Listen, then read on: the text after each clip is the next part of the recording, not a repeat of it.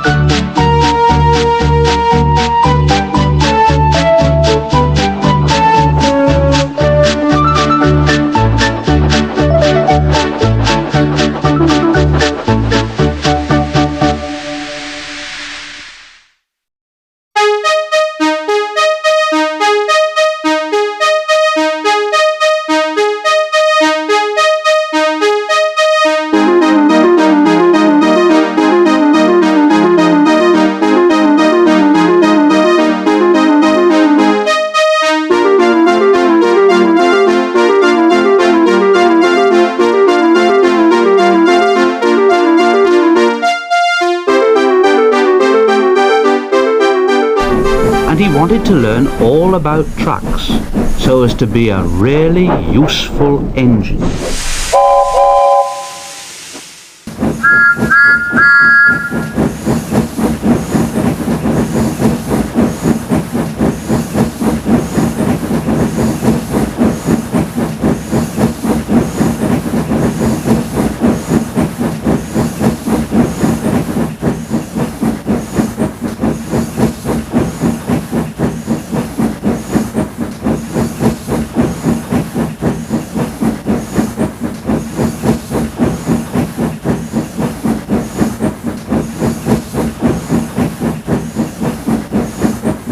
But on the siding, by themselves, were some trucks that Thomas was told he mustn't touch. There was a small coach, some flat trucks, and two queer things his driver called cranes.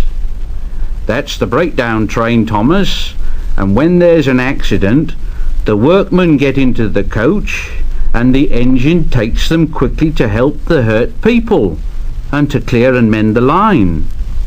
The cranes are for lifting heavy things like engines and coaches and trucks." One day, Thomas heard an engine whistling. "Help! Help!" And a goods train came rushing through very fast. "Help! Help!" The engine, a new one called James, was frightened. His brake blocks were on fire, and smoke and sparks streamed out on each side. "They're pushing me! They're pushing me! Those silly trucks are pushing me!" And the trucks just laughed. "Ha ha! Ha ha! Ba ba ba ba ba! Ha ha! Ba ba ba! Ha ha! Ba ba ba!" Poor James disappeared under the bridge, whistling for help. "Help! Help!" Thomas the tank engine didn't know what to do. "Oh, I'd like to teach those trucks a lesson." Presently, a man came, running. "James is off the line. The breakdown train, quickly!"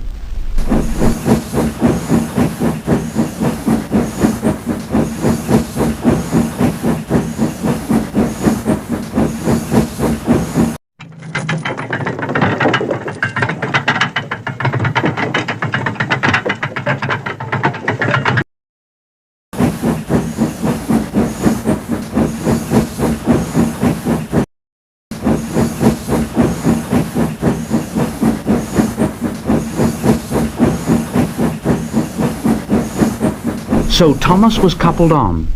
The workmen jumped into their coach and off they went. Thomas worked his hardest.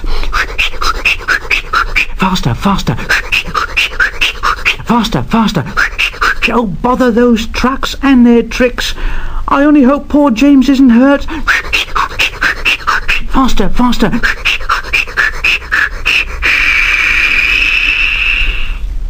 They found James and the trucks at a bend in the line.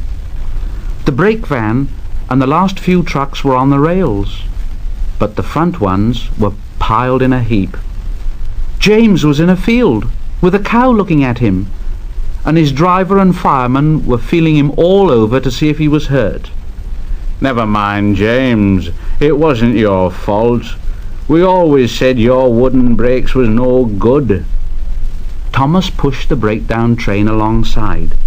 Then he pulled the unhurt trucks out of the way.